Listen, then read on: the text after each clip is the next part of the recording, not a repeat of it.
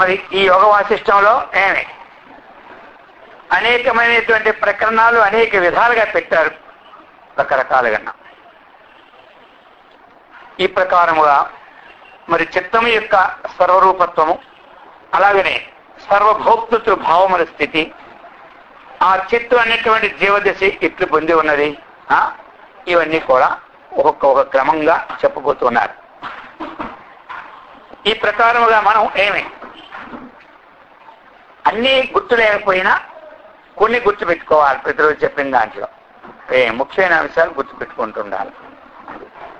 అన్నీ గుర్తుండాలంటే ఎవరికి ఉంటాయి చెప్పండి? మళ్ళీ మననం చేస్తూనే ఉంటాయి, అర్థమైంది కదా. అందుకని ఒక శమము అన్నాం, ఏమిటి సాటికట్ల అంతరింద్రియ నిగ్రహం, అది ఇది మోక్షానికి ఏమిటి ఒక హేతు అన్నమాట. విచారణ అన్నాం. విచారణ అంటే ఏంటి? విచారణ ఆత్మ సంబంధమైనటువంటి గ్రంథాలని విచారణ చేసుకోవాలి. సంతుష్టి అన్నాం. తనకి ఎంతవరకు ఏమి దొరికిందో దానితో తృప్తి నొందుతూ ప్రయత్నం చేయాలి, కష్టపడాలి. కొడుక కూర్చొని సంతోషం పొందడం కాదు. ఏమి పని చేయకుండా ఎవరు తెచ్చిపెట్టి కూర్చొని సంతోషంగా ఉంటారు కొంతమంది. ఎందుకంటే పని పాటలకు వచ్చింది చాలు అనుకో, అలా కాదనమాట. తన ప్రయత్నం దానికి చెయ్యాలి, తనకు వచ్చిన దాంతో సంతృష్టి ఉండాలి. 3 సత్సాంగత్యం, ఇది విడవకూడదనమాట. ఈ సత్సంగం అన్నటువంటిది మరి ఎవరు చెప్తున్నారా అని వద్దు. ఇక్కడ వాళ్ళు స్త్రీలు చెప్పని, పురుషులు చెప్పని, బాలులు చెప్పని, బ్రహ్మదేవుడు చెప్పని, వృద్ధుడు చెప్పని.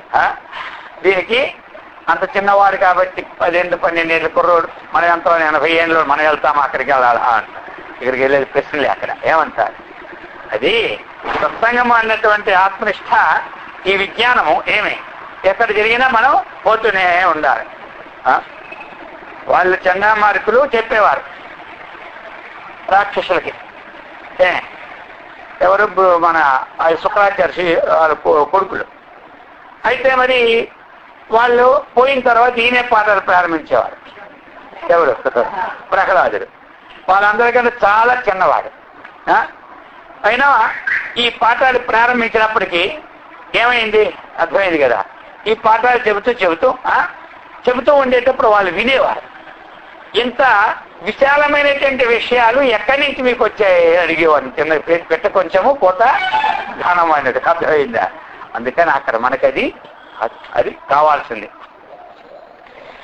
ఏవం సర్వమిదం విశ్వం పరమాత్మైవ కేవలం బ్రహ్మైవ పరమాకాశం ఏష దేవః పరస్మృతః.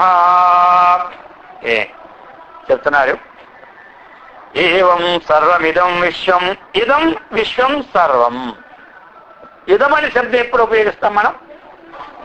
ఎదురుగా ఉన్నదాన్ని ఇదం అంటాం, దూరంగా ఉన్నదాన్ని అది అంటే సత్ అంటాం. తత్వాన్ని అది అంటాం తెలుగులో, ఇది అంటాం మనం. అదే కదా. అది అంటే ఎక్కడ దూరంగా ఉన్నది, ఇది అంటే దగ్గరగా ఉన్నది. అర్థమైందా? కాబట్టి ఇదం సర్వం విశ్వం, ఈ సమస్తమైనటువంటి ప్రపంచము. అర్థమైందా? చెప్తున్నారు పరమాత్మైవ కేవలం. చూసారా మరి? అర్థమైందా ఈ విషయం? ఇక్కడ చాలా విశేషం అన్నమాట. సమస్త ప్రపంచము పరమాత్మ స్వరూపం అన్నారు ఇక్కడ మనకి. అంటే సర్వం కల్విదం బ్రహ్మ అనే వాక్యం ఉంది కదా, ఆ వాక్యాన్ని ఇక్కడ వశిష్ఠ మహర్షి శ్లోక రూపంలో తీసుకున్నారు. బ్రహ్మైవ అక్కడ ఇస్తున్నారు. ఏవం సర్వమిదం విశ్వం పరమాత్మైవ కేవలం బ్రహ్మైవ పరమాకాశం ఏష దేవ పరస్మృతః. 2 విధాలు. పైన పరమాత్మ అన్నారు, కిందని బ్రహ్మ అన్నారు. అర్థమైంది కదా. మరి పరమాత్మను అక్కడ చెప్పి బ్రహ్మని ఇక్కడ చెప్తే రెండికి ఏమైనా భేదం ఉందంటే భేదం లేదు. పర్యాయ పదాలుగా ఉన్న దాంట్లో ఎప్పుడూ భేదం ఉండదు. నానార్థాలుగా ఉన్న దాంట్లో భేదం ఉంటుంది. ఇప్పుడు హరి అన్నాం. హరి అంటే ఎవరు? విష్ణు. హరి అంటే ఇంకోటి అర్థం. హరి అంటే నానార్థంలో కోతి, కోతి అని హరికి, కోతికి కూడా హరి అంటారు. అర్థమైందా? సింహానికి కూడా హరి అంటారు కొన్ని దగ్గర. ఈ ప్రకారంగా హరి శబ్దానికి అక్కడ అది నానార్థాలు. హరి, విష్ణువు, కేశవుడు అంటే ఏమిటి? నానార్థాల అనార్థాలు కాదు, సమానార్థాలు. మన విష్ణు సహస్రనామంతో సహస్రనామాల్లో నానార్థాలు లేవు, అన్ని సమానార్థకాలు. అదే ఆ విధంగా పరమాత్మ అన్న బ్రహ్మ అన్న మరి వేరే భావం ఎక్కడ రాకూడదు. పరమశ్చ అసౌ ఆత్మ పరమాత్మ. ఆత్మ అంటే వ్యాప్నోతీతి ఆత్మ. వ్యాప్లు అనే ధాతువు నుంచి ఏం పుట్టింది కాబట్టి వ్యాప్నోతీతి ఆత్మ అంటే అంతటా వ్యాపించి ఉన్నది. మరి బ్రహ్మ అంటే ఏమిటి? బృహత్వాత్ ఇది బ్రహ్మ. బృహత్వాత్ అంటే ఏమిటి? అన్నిటికంటే ఏది గొప్పదైనదో దాన్ని బ్రహ్మ అంట. ఇంకా దానికి సమానమైనది, దానికి తక్కువైనది లేదు. అందుకు బ్రహ్మైవ పరమాకాశం ఏష దేవ పరస్మృత, ఏష దేవ పరస్మృత అని చెప్పారు. ఈ దేవుడే ఏమే పరమమైనటువంటిది, గొప్ప దైవం. పరదైవము, పరమ ఉత్కృష్టం అంటాం కదా. ఆ ప్రకారముగా పరమ దైవం నాకు అతడంటే పరమదైవం అండి అంటారు. పరమ ప్రీతి అంటారు, నాకు అతడు పరమదైవం. నాకు ఆ దేవుడు అంటారు. ఇంకా పరమదైవం అంటే ఉత్కృష్టమైనటువంటి దైవం నాకు అతడే. ఎవరిది కానివ్వండి, ఎవరెవరు నమ్మితే వాళ్ళే, కానీ అంతా పరమాత్మే. మరి ఇందులో మనం గ్రహించవలసింది ఏమి? జగత్తుని వేరు చేస్తాం మనం. అర్థమైంది కదా? జగత్తుని వేరు చేస్తాం. ఎందుకోసం వేరు చేస్తాము? వైరాగ్యం కోసం. అర్థమైంది కదా? ఇది దూరంగా ఉండాలని ఎందుకు అనుకుంటాం మనం? అంటే వైరాగ్య హేతు కోసం అన్నమాట. అది పరమాత్మ కంటే భిన్నమైనది ఇంకొకటి లేదు అన్నప్పుడు వేరు చేయడానికి ఉండదా? జ్ఞాని దృష్టిలో ఏమి వేరు ఉండదు. ఆ జ్ఞాని కాక పూర్వము తనకి సాధన బలం కోసము, ఆ నేర్చుకునే విషయం దృఢం కోసము దానికంటే భిన్న విషయములను మనం ఏం చేస్తాం? దూరం చేసుకుంటాం. అది కనబడితే ఇటు ముఖం చెప్పుకుంటుంటాం. అర్థమైంది కదా? ఎందుకంటే అంతకుముందు అది ముఖం చెప్పుకొని ఉండేవాళ్ళం ప్రీతిగానే. ఇప్పుడు కాస్త మరి దానికంటే భిన్నమైనది ఒక తత్వం ఉన్నదని తెలుసుకుంటున్నాం కాబట్టి ఇక దీని వైపు చూస్తుంటే అది పట్టదని చెప్పి ఇంతకుముందు వచ్చిన వ్యక్తి ఏమి కనబడినప్పుడు ఇంకా కాసేపు వస్తున్నారేమో ఆగేవాళ్ళం. ఇప్పుడు కాసేపు ఆయన దూరం నుంచి పట్ట తప్పించి వెళ్ళిపోతుంటాం మనం. అర్థమైందా? ఇప్పుడు ఇంకా ఆయన వచ్చాడంటే నౌకాయ రాయన మొదలెడతాం, తెలిసిపోయింది మనకి. ఇక ఆ రామాయణం పెట్టారంటే ఇక నా జపం ఉండదు, ధ్యానం ఉండదు. కాబట్టి ఆ వ్యక్తి రాకముందే ఈ నేతలు కలిపేసుకుని స్నానం చేసి పోతుంది అనమాట. అర్థమైందా? అంటే ఇక్కడ చెప్పడం ఏంటి? ఆ వైరాగ్యం అనేది కలిగేటప్పుడు అంతకుముందు విషయాసక్తి ప్రీతితో ఉన్న వ్యక్తులను కూడా ఇప్పుడు వదలలేడు, పట్టుకోలేడు. వదిలితే పనులు కావాలి, పట్టుకుంటే తన పని కాదే, తన అనుష్ఠానం కాదు. ఇక తను ఆయన అర్జెంట్ పని రా అంటారు. సత్సంగా ఎప్పుడు ఇది అదే కదా, దానికోసం పద అంటారు. అర్థమైందా? అందుకోసం ఈ విధముగా అందుకోసం దూరం చేయడం. అంతేగాని ఆ వ్యక్తి ద్వేషం ఉండి అంటే మనం ఏది ఉన్నతమైన స్థితిని పొందగలుగుతున్నామో ఆ స్థితికి ఈ రోజు ఆయన అడ్డులా కనబడుతుంది మనకి. అర్థమైందా? అంతకుముందు మనం హాయిగా ఆ యొక్క దీంట్లో ఉండేవాళ్ళం కాబట్టి అతను మనకి ప్రీతి అయ్యాడు. అందుకని ఏం చెప్పాడు? ఇంద్రియార్థేభ్య సత్య ప్రజ్ఞ ప్రతిష్ఠిత అన్నాడు. ఈ ప్రకారముగా కూర్మోంగా నీవా సర్వశ. కూర్మము కావేరు ఎలాగైతే అది శబ్దం కలిగేటప్పుడు, కావేరు శబ్దం కలిగేటప్పుడు ఏ విధముగా తన అంగాల లోనికి ఇచ్చుకుంటారో తెలుస్తుంది కదా. ఏ విధంగా అయితే అంగాల లోనికి ఇచ్చుకుంటారో ఈయన కూడా ఒక తత్వాన్ని పొందాలి, ఒక విషయాన్ని మనం తెలుసుకోవడం అన్నప్పుడు దానికి భిన్నమైన విషయాల నుండి తప్పించుకుంటారు. తప్పించుకున్నంత మాత్రంలో ఏది తప్పించుకున్నాడో అది బ్రహ్మ కంటే భిన్నమా అభిన్నమా? అది ఇక్కడ ప్రశ్న కావాలి. అందుకనమాట ఏమంటారు? అభిన్నమే. అది బ్రహ్మ కంటే భిన్నమో కాదు. ఇదం సర్వమిదం విశ్వం పరమాత్మైవ కేవలం. అలాగని చెప్పి పాము కూడా పరమాత్మ అని చెప్పి ఆ పాముని తెచ్చి మన మంచం మీద పడుకొని పెట్టుకున్నాం అనుకోండి. ఒక ఆయనకి చెప్పినాడు ఎవరు, గురువు గారు, సర్వం కల్విదం బ్రహ్మ, నువ్వు వేచి చూసిన బ్రహ్మగానే భావించుకోమన్నాడు. ఎవరు? గురువు గారు. శిష్యులు విన్నారు, వీళ్ళని మొట్టమొదటే బయలుదేరినమాట. సర్వం కల్విదం బ్రహ్మ, సర్వం కల్విదం బ్రహ్మ, సర్వం కల్విదం బ్రహ్మ అని పోతున్నాడు అనమాట. చెప్పారు గురువు గారు. వచ్చారు. ఈలోగా ఒక ఏనుగు వస్తూ ఉంది అనమాట. అక్కడి నుంచి ఏమొస్తుంది? ఏనుగు వాడు. ఏనుగు వస్తూ ఉంటుంటే సర్వం కల్విదం బ్రహ్మ, సర్వం అంతే సరే అది తక్కువ అడిగేసింది అనమాట వీటి మీద. వేస్తే పైలేండి కొంచెం పైలి ఏడు గురువు సర్వం కల్విదం బ్రహ్మ కూడా కాటు వేస్తుందా? ఆ పైన అంటున్నాడు, పక్క తప్పుకో పక్క తప్పుకో పక్కదా ఇది ఏంటంటే సర్వం కల్విదం బ్రహ్మ ఆ మంత్రం ఉంది కదా అనేసరికల్లా అప్పుడు మళ్ళీ గురువు గారు ఏమిటండి సర్వం కలిగింది ఇప్పుడే మంత్రోపదేశం చేశారు, ఎల్లగాని ఏడిగా మట్టి ఏది బ్రహ్మ, ఏది బ్రహ్మ నాకు అర్థం లేదన్నాడు. ఆ పైన చెప్తున్నా లేదా పక్క తప్పు పక్క ఆయన బ్రహ్మగా ఎందుకు తీసుకోలేదు? చెప్పినటువంటి వ్యక్తిని బ్రహ్మగా తీసుకోకుండా జడ పదార్థాన్ని బ్రహ్మగా తీసుకుంటున్నా కదా నువ్వు ఊరుకునే దాన్ని అన్నాడు. ఓహో అలాగనా, అయితే ఆ చెప్పిన వ్యక్తి కూడా చెప్పిన చేసుకోవాలన్నమాట. సర్వం కలిగిన బ్రహ్మ అంటే ఏమిటి? సర్వం కలిగితే బ్రహ్మ. ఇప్పుడు ఇక్కడికి వచ్చారు ఎవరు, మన ఇంటికి వచ్చారు కొనుక్కొని ఇక్కడ మాటకి మన ఇంటికి వచ్చారు, మీ ఇంటికి ఎవరైనా వచ్చారు, ఈ చెంబు ఎవరిది అంటారు. ఇప్పుడు బ్రహ్మతత్వం తీసుకుంటే చెంబు నా మంది కాదు కదా. సర్వం కలిగిన బ్రహ్మ, సర్వం కలిగిన బ్రహ్మ అంటే ఇదేంటి ఇది భాషలాగా ఉంది, వీళ్ళ దేవత మీద మీద సర్వం కలిగిన బ్రహ్మ మీదే అంటే వీళ్ళ కాదని చెంబడు ఓడిపోతాడు. అర్థమైందా? అది కాదు ఇక్కడ. వస్తువు నాదే చెప్పుకోవచ్చు, తప్పేం లేదు. అంతా బ్రహ్మ అంటే ఇంట్లో వస్తువులని కొట్టుకుపోతారు వాళ్ళు. అది అందుకని ఈ ప్రకారముగా చెప్తున్న ఏవం సర్వమిదం, సమస్తము కూడా పరమాత్మ ఇవి కేవలం. సమస్తం అంటే పరమాత్మ నుంచి పుట్టినటువంటిది పరమాత్మయే. పరమాత్మ నుంచి పుట్టినటువంటి సమస్తము ప్రపంచం అన్నమాట. ఇది పరమాత్మ కంటే భిన్నం ఎప్పుడు కాదు. కాబట్టి వస్తు దృష్టి, ఈ వస్తు దృష్టిని పరమాత్మ దృష్టి విచారణాశీలుడికి అంతా పరబ్రహ్మం అని స్థితమైపోతుంది. విచారణ లేని వారికి ఒక వ్యక్తితోనో ఒక దైవముతోనో ఏదో ఒక గురువుతోనే సంబంధం పెట్టుకుంటారు. ఏమంటారు?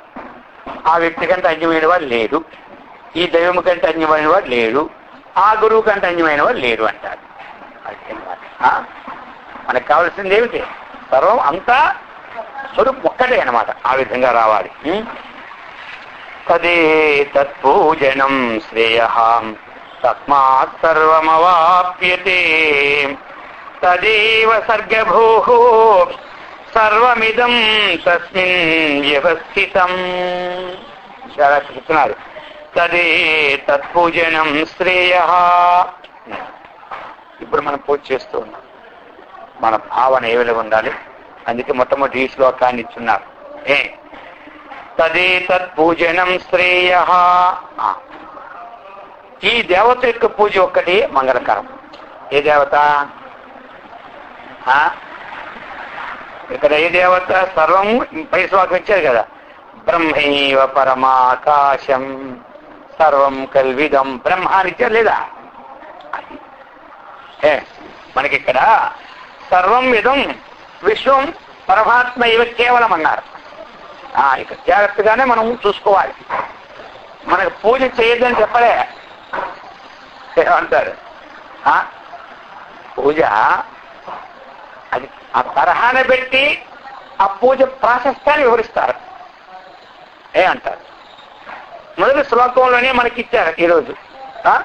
బ్రహ్మైవ ఇదంతా బ్రహ్మైవ. అందుకే రెండో శ్లోకం తదే తత్ అన్నారు. ఎందుకంటే ఒక్కసారి చెప్పారు, రాముడు అడవికి వెళ్ళాను, అతడు తిరిగి వచ్చును అంటారు. అర్థమైందా? వాళ్ళన్నిటికీ రాముడు తగిలించుకుంటే చేదస్తాం మనిషిలాగా ఉందనుకుంటారు. అర్థమైందా? అందుకని ఇక్కడ రెండో శ్లోకంలో మనకి తదే తత్ పూజనం అన్నారు. అది తదే తత్. ఏ బ్రహ్మ అయితే ఈ సమస్తం అంతా వ్యాపించి ఉన్నదో ఆ బ్రహ్మనే నువ్వు పూజ చేసుకో. ఇక్కడ పూజ వద్దని చెప్పారా? ఏమంటారు? ఆ బ్రహ్మనే పూజ చేసుకొని చెప్పారు. అయితే మరి ఆ బ్రహ్మను పూజ చేస్తే ఏమైనా వస్తుందా? మనకి ప్రశ్న. ఎదురుగా ఉన్నటువంటి వస్తువుని మనం పూజ చేస్తాం. రామున్నో కృష్ణున్నో ఆంజనేయులు ఎవరో ఒకరిని అర్థమైందిగా ఉదాహరణ తీసుకున్నాం, వాక్యాన్ని తీసుకున్నాం. ఇప్పుడు మనం పరమాత్మకే పూజ చేస్తున్నామని భావన చేశామంటే పరమాత్మ దగ్గరే ఆయన ఆకారము లేదు, ఏకారము లేదు కాబట్టి ఆయన ఏమైనా ఇస్తాడా ఇవ్వరా అని సందేహం అనమాట. ఈయనైతే లోకాలని చక్కగా శిష్ట శిక్షణ శిష్ట రక్షణ చేసి 4 శక్తులు ఈయన దగ్గర ఉన్నాయి. రాముడి దగ్గర కానీ కృష్ణుడి దగ్గర కానీ పరమాత్మ దగ్గర ఏముంటుంది కాబట్టి అది ఉంటాయా అన్న చెప్పేస్తున్నాడు ఇక్కడ క్లియర్గానే వశిష్ఠ మహర్షి. శ్రేయ సర్వం తస్మా శ్రేయ సర్వం అవాప్యతే. హామీ మొట్టమొదటి చెప్పేది అంతా పరమాత్మ అంతా ఏం వ్యాపించేది ప్రపంచం అంతా అదే. నువ్వు పరమాత్మ అనుకోని ఆకారం లేకుండా చిన్న ఏమి పళ్ళెం పెట్టుకొని పూజ చేసినా చాలు. ఆకారం పెట్టుకోని చాలేదు ఇక్కడ అర్థమైంది కదా. ఎందుకంటే ఈ పళ్ళెం ఎక్కడి నుంచి ఉద్భవించింది? వేరే ఉద్భవించిందా? ఇది వేరే ఉద్భవించలే. ఇక్కడ చెప్తున్నారనమాట. ఒక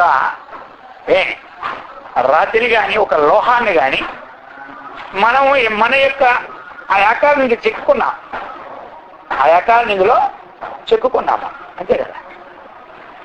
రాయిలో ఆ ఆకారం లేకపోతే ఎట్లా వస్తుంది? ఉన్నదే అదే అనమాట. రాయిలో ఉన్నదే. ఇప్పుడు నువ్వుల్లో నూనె అనేది లేకపోతే వస్తుందా? నూనె అనేది అన్నిట్లో ఉన్నది అనుకోండి. ఒకవేళ ఇసుకలో కూడా నూనె రావాలి అంటారా? ఇసుక నూనె ఉంటుందా? ఉండదు. ఎందుకంటే ఒక్కొక్క దానికి ఒక్క ఇది పెట్టినాడు భగవంతుడు.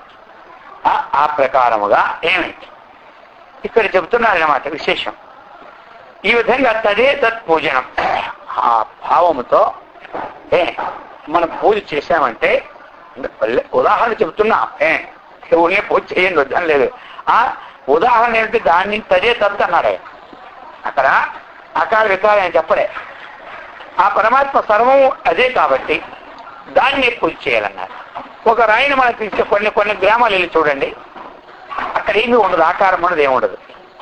అక్కడ రాయిని పాటిస్తారంతే. దానికే పసుపు రాసి బొట్టు పెడతారు. ఇదే ఒక అమ్మవారో లేకపోతే దైవం అంటారు. ఏమంటారు? పల్లెటూరులో ఏదో పెడుతుంటారు, ఏదో పెడుతుంటారు. అర్థమైందే? అది పెట్టి ఇదే అమ్మవారు అంటారు. అర్థమైందే? లేకపోతే ఇదే ఏదో అనుకుంటారు. అది అనుకున్నారంటే అర్థం చూడండి. మనం అనుకుంటే ఈ పిచ్చేవాళ్ళు అర్థమైంది కదా అనుకుంటాం. అక్కడ ఏమిటి మనకి? వాళ్ళు ఒక దైవమనే పూజిస్తున్నారు. ఆ రాయిని ఆకార వికారం చెప్పకపోయినా అందులో ఉంది కదా. అది ఎక్కడి నుంచి వచ్చింది? పరమాత్మ నుంచి కదా.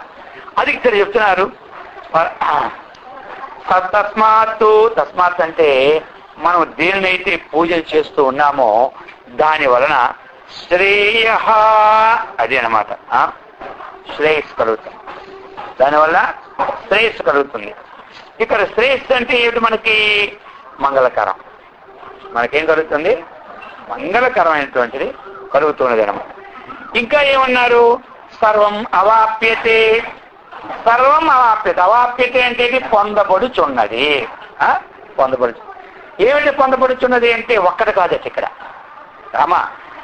సర్వం అవాప్యతే, సమస్తమును పొందుచున్నది. ఎందుకు సమస్తమును పొందుతున్నావంటే సమస్తమును ఇచ్చేవాడు ఆయన. ఇప్పుడు ఎవరి దగ్గర ఏముంటే అదే ఇస్తారు, అంతే కదా. మనమేమో స్టీల్ షాప్కి వెళ్ళాం, ఆయన మన మిత్రుడు బంధువు కాబట్టి ఎలాగానే స్టీల్ పాత్ర ఉంచుకోవా స్వామి గ్లాసులు అంటారు. అర్థమైందా? ఎందుకంటే మంచిది మీరు పెట్టుకుంటా. అలాగే మనకి బంగారు పాత్ర, పెద్ద పెద్ద షేటు, అక్కడికి వెళ్ళాం. సరే ఈ బంగారం ఉంది, ఈ చిన్నది, ఈ వినాయక నమ్మ స్వామి మీరు ఉంచుకోండి అంటారు అనుకోండి. ఎందుకు? ఆ దగ్గర ఉన్నవి సులభంగా ఇవ్వడానికి వీలు పడతాయి అన్నమాట. మళ్ళీ అదే వస్తువు బజార్లో కొని ఇవ్వాలంటే అంత సడన్గా ఇవ్వరు. అర్థమైంది కదా. ఇప్పుడు ఇంట్లో ఉన్న వస్తువుని సడన్గా ఇవ్వగలం, కానీ బజార్కి వెళ్ళి తేవాలంటే మనకి టైం పడుతుంది, ఆలోచన పడుతుంది, దానికి అనేక రకరకాలైనటువంటి ఆలోచనలు ఉంటాయన్నమాట. ఆ ప్రకారంగా ఇక పరమాత్మ దగ్గర సమస్త వస్తు సముదాయం ఉన్నది కాబట్టి శ్రేయ శ్రేయస్సు మంగళకరం. ఆ మంగళకరం అనేది ఏమిటి? మనకి ఇహలోక సంబంధానికి సర్వమాప్యతే, పరలోక సంబంధానికి కూడా సర్వములో ఉన్నది. అంటే మోక్షము కూడా పొందుతున్నాడని, మోక్ష ధర్మోపతమైనటువంటి ఒక శ్రేయ మార్గాన్ని కూడా మనకి కలుగుతుంది. మోక్ష ధర్మ ఉపేతమైనటువంటి శ్రేయ మార్గం కూడా మనకి అందిస్తుంది అనమాట. అందుచేత ఈ విధంగా మనకి చెబుతున్నారు. తదేవ సర్గభూ సర్వమిదం తస్మిన్ వ్యవస్థితం. తదేవ సర్గభూ అన్నారనమాట. సర్గం అంటే ఏమిటి? మనకి ఉత్పత్తి అనమాట. సర్గం అంటే ఉత్పత్తి అనమాట. అది స్వర్గము అంటే అది వేరే, మళ్ళీ అర్థమైంది కదా. స్వర్గస్థితి లయకారిణి అర్థమైందా? చదువుతుంటాం కదా అక్కడ, ఇందులో కూడా స్వర్గస్థితి లయకారిణ. స్వర్గం అంటే ఏమిటి? అక్కడ ఉత్పత్తి. సృష్టి ఇది సర్గ, ఉత్పత్తి చేస్తుంది అనమాట. అందుచేత మనకి ఇది ఉత్పత్తి ఏమి చేసిందో ఆ వస్తువులకు ఆధారం దానికంటే భిన్నమా అభిన్నమా? అభిన్నం, దానికంటే భిన్నం కాదు. ఏమంటారు? అందుకని ఈ సంస్థలకు ఆధారం ఏమైంది? అదే ఇప్పుడు ఉత్పత్తి జరిగింది ఒక మట్టి నుంచి కొండ, అంతవరకు అది తీసుకున్నాం. ఏమంటారు? ఇప్పుడు ఈ కొండకి ఏం ఆధారమైంది? మట్టి అయింది. ఆ విధంగానే మనకి బంగారం నుంచి నగలు ఉన్నాయి, ఆధారం బంగారం అయింది. ఇవన్నీ కూడా ఉత్పత్తి అతని వల్ల వచ్చినాయి కాబట్టి ఈ వస్తు సముదాయం అంతటికీ కూడా ఆధారభూతుడు ఆయన. అది చెప్తున్నారు. తదేవ సర్గభూ సర్వమిదం. ఏమిటి? ఇదం సర్వం. ఏది సర్గభూ అంటే ఏది సృష్టి అయింది? ఈ పురోదృశ్యమానం ఇదం సర్వం ప్రపంచం. ఇదం పురోదృశ్యమానం జగత్తు సర్వం ఏమే సర్గభూ అతని నుంచి ఉత్పత్తి. కాబట్టి తస్మిన్ వ్యవస్థితం. దేని ఎందు ఏది ఉత్పత్తి అయిందో, సారి పురుగు నుండి దారం ఉత్పత్తి అయినప్పుడు అది దాని ఎందే వ్యవస్థితం అనమాట. అది అన్ని దాని ఎందు వ్యవస్థితము కాదు. చక్కగా ఉన్నటువంటిది దాని ఎందనే ఉంటున్నది. అందుకని రమా పూజనం.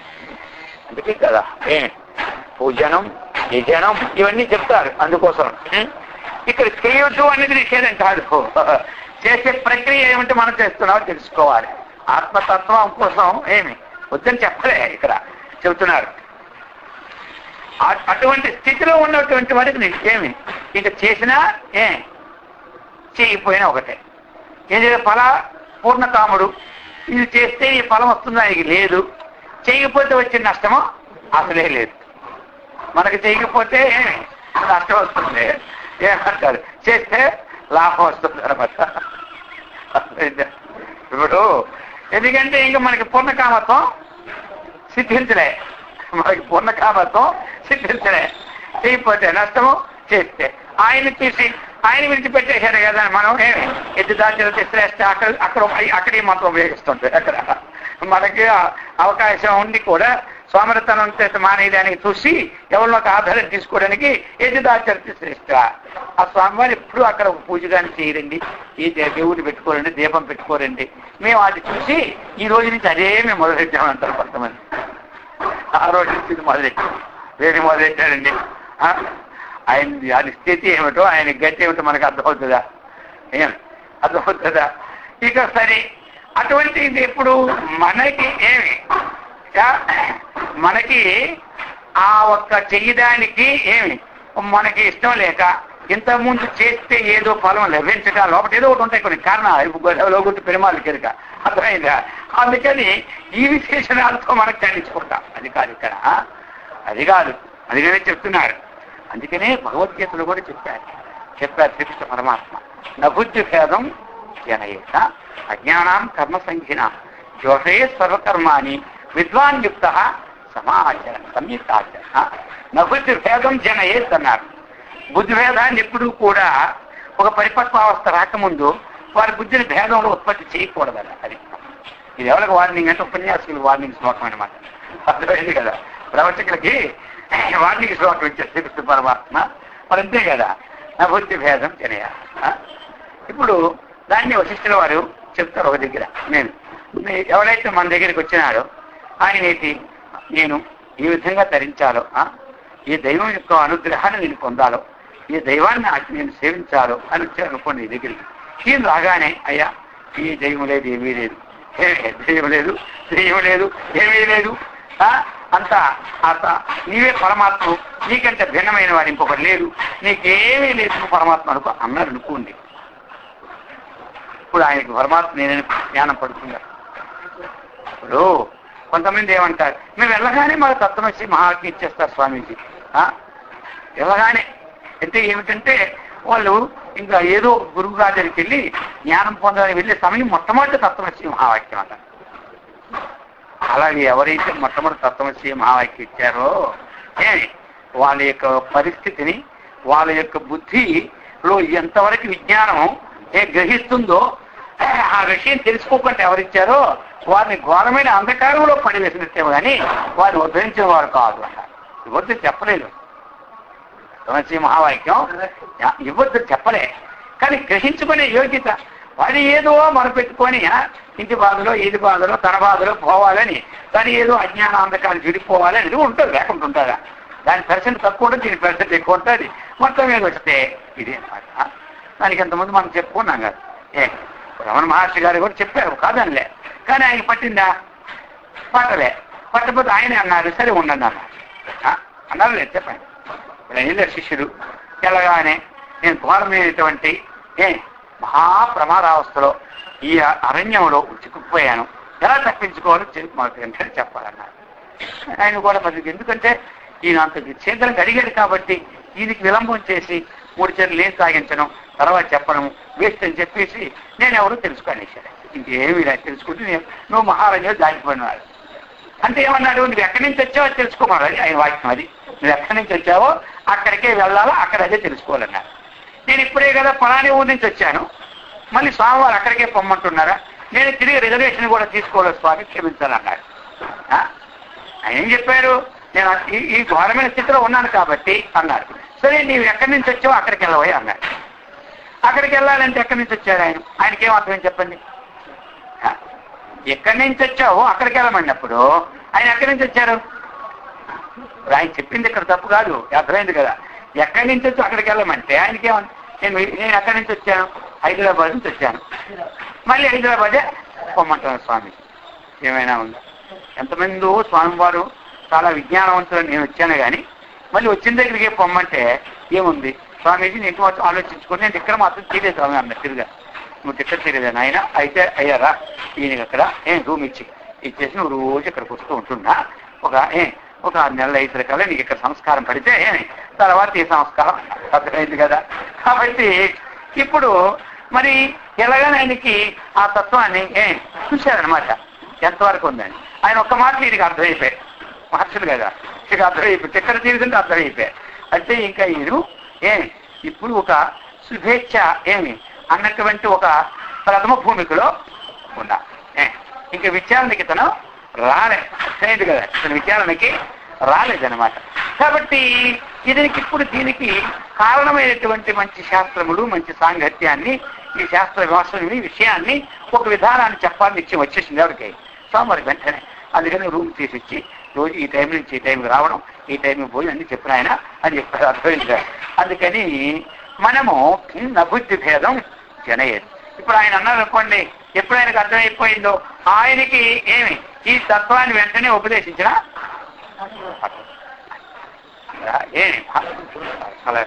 అట్లాగా మనం ఏంటంటే అబుద్ధి భేదం జనయేది, అజ్ఞానం కర్మ సంఖ్య. ఇప్పుడు దోషయత్తు అంటే ఏంటి, దోషప్రీతి సేవనే, వారికి ప్రీతిని పుట్టించు నేనే అది చేస్తుంది. అది ఒక మా మహాత్ములు వచ్చారు, మా పని చేస్తున్నాం, స్వామి చూసా ఎంత గొప్ప పని చేస్తున్నావయ్యా అనుకుంటాడు. నేను చేసింది చాలా గొప్ప ఉంది కాబట్టి ఇప్పుడు దానికి ఇంకన్నా అంతటి స్వామివారే నేను చేసింది గొప్పదంటే ఇది ఎంతగా ఉండాలో ఆలోచించుకొని వాడికి వెంటనే ఈ యొక్క అన్నిటి రోమాల్లో కూడా రోమాంచితం వచ్చి ఇంకా దాని ఏదో మనం చేయాలి ప్రీతి వదిలేస్తాం. మళ్ళీ ఆ ప్రీతి కొనాలి ఈసరికల్లా మారుతుంది. ఆ ప్రీతి స్వాత్మతత్వం నందు. అందుకని ఇక్కడ చెప్తున్నారు సర్వమిదం తస్మిన్ వ్యవస్థితం అని చెప్పారు. ఆకృతి ఆకృతి మమనాద్యంతం అద్వితీయం అఖండితం అబహి సాధనా సాధ్యం సుఖం తస్మాదవాప్యతే. చెప్తున్నారు ఆకృతి అమనాద్యం అమన ఆద్య అంతం చెప్తున్నారు ఇక్కడ.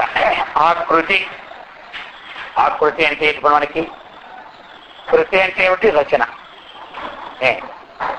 ఆ సమంతాత్ కృతి ఆకృతి అని సంపూర్ణమైన రచన. మనం ఒక మూర్తిని తయారు చేశాం. అప్పుడు ఒక రాముణ్ణి మనం తయారు ఒక ఫోటో చూసాం, లేదా కృష్ణుని మనం ఫోటో చూసాం. ఆ కృష్ణుని ఫోటోని మనం చేశాం, ఇక్కడ చేశాం. దాంట్లో ఉన్నటువంటి అవయవాలన్నీ కూడా చక్కగా ఈయనన్నప్పుడు ఈ ఆకృతి పూర్ణంగా ఉంటుంది. లేకపోతే ఆకృతి ఆకృతి అంటే ఏమిటి? ఒక మూర్తి అది. లేకపోతే ఒక పేపర్ మీద ఒక చక్కనైనటువంటి ఏదో ఒక మూర్తిని చక్రము చేయడము, అది మూర్తి కానివ్వండి. పేపర్ మీద ఫోటో మనకి ఏమి మూర్తి లేకపోతే పేపర్ని పెట్టుకుంటున్నాం కదా, ఆ ప్రకారముగా. అయితే ఆకృతి ఆకృతి ఇది ఏమిటి? అనాది అనాద్యంతం అద్వితీయం అఖండితం. ఇక్కడ చెప్తున్నారు ఈ దేవత ఏదైతే ఆకృతిని మనం పూజ చేస్తున్నాం